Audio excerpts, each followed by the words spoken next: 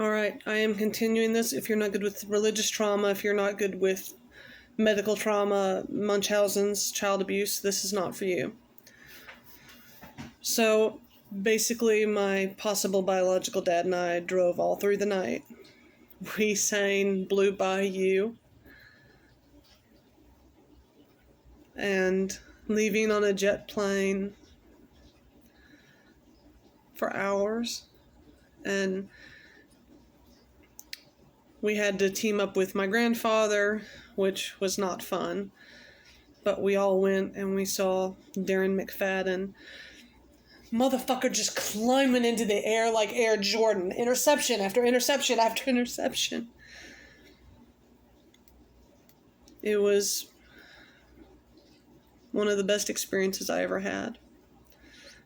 Probably by far the best singular experience. I was free to be myself with my brother. I knew I was loved. I knew I was protected. And I knew I could tell dirty jokes. I knew I could laugh. I could sing out loud and not be screamed at. So, I cannot remember when the surgery was. I can't remember if it was November or December.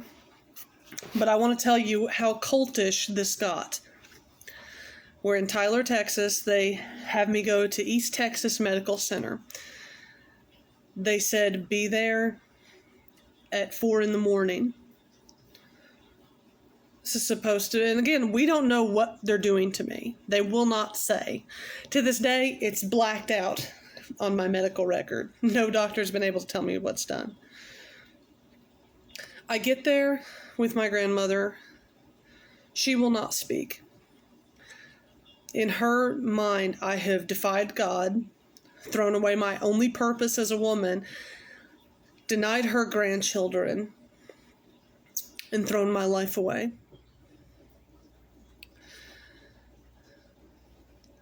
We get there, and the entire section of this wing is empty. Empty. Not a soul there. We had to wait half an hour for a nurse to come and check us in. And we're filling out paperwork, and I'm trying my best because it was so hard on me. I wanted to be a mother. I was groomed to be a mother. That was what I had to offer. And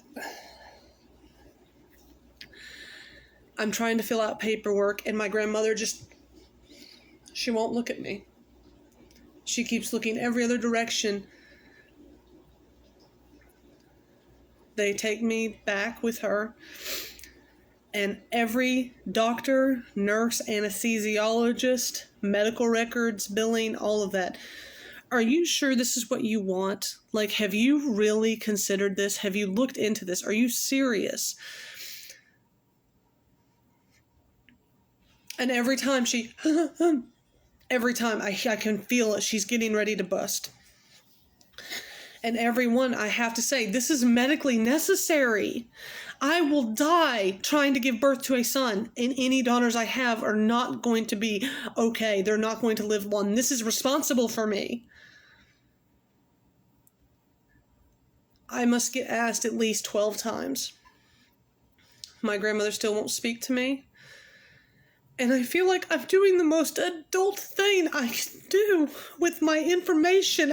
I have to function without emotion. I have to function on logic, because if I'm emotional, people scream at me, I get hit, I get banished.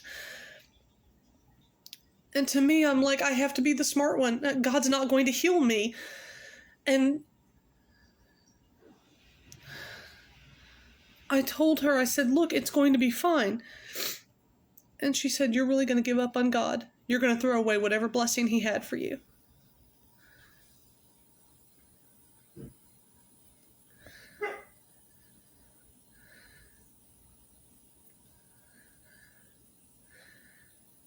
And I said, it's not in the cards.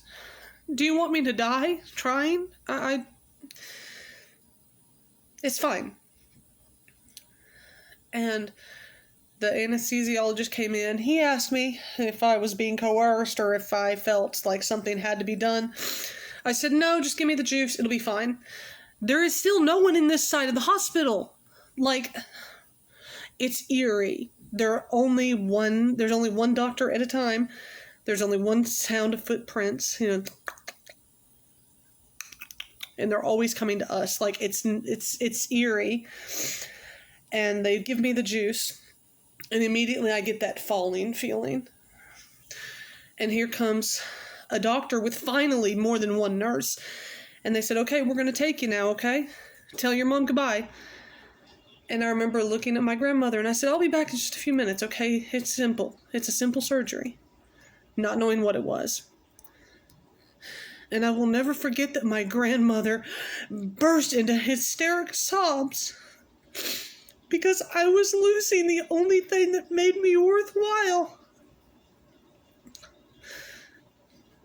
In her mind, I was losing the only thing that made me worth anything. I was rejecting God, and I was rejecting my purpose in life because I looked at science as science. People, we have to do better by our children. We have to do better when it comes to science and facts.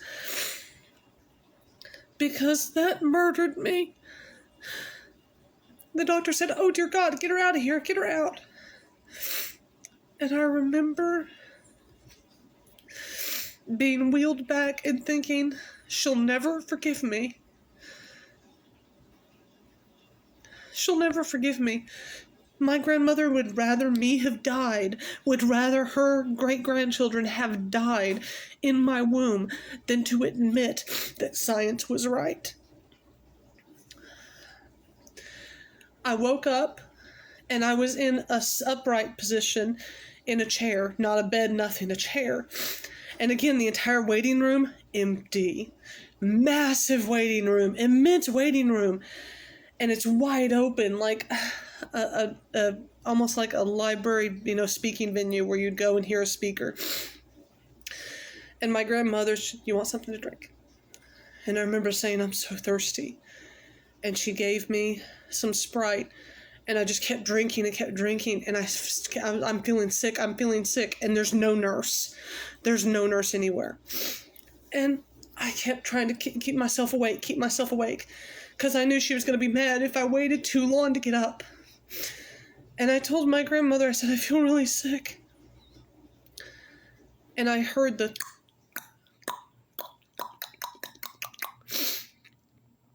And I looked down, and they had taken the IV out and let my arm down, and I was bleeding to death. I had blood everywhere. And I remember saying, I'm going to die here. And I remember grabbing my grandmother with my other hand, and I said, get help, get help. It was the second time in the hospital. I really thought I was going to die. And immediately I thought, God is going to kill me because I went against him. And I remember she ran. I'd never seen her run. And she got a nurse, and the nurse came back and said, oh my God, what did I do? And I blacked out. I woke up and I was in the car. And I remember my grandmother saying, you're fine. They gave you an IV, you're fine. We were never the same after that, because in her mythos, in her religion, I was now a shell. I was a damned lesbian who threw away any chance of heaven. And I remember saying, oh my God, what day is it? Because I had class Monday, Wednesday, Friday. And I had the surgery on a Tuesday, and I had to be up at 5:30 on Wednesday to get to class. And she said, it's Tuesday night. And I remember I was told, if you miss a class, you might as well burn something like $150, whatever. And there was no excuse to miss a class, not a surgery, not a death, nothing. So I went to class, And I remember I threw my book bag over my shoulder and I hit the floor like a ton of bricks because that's what I was supposed to do.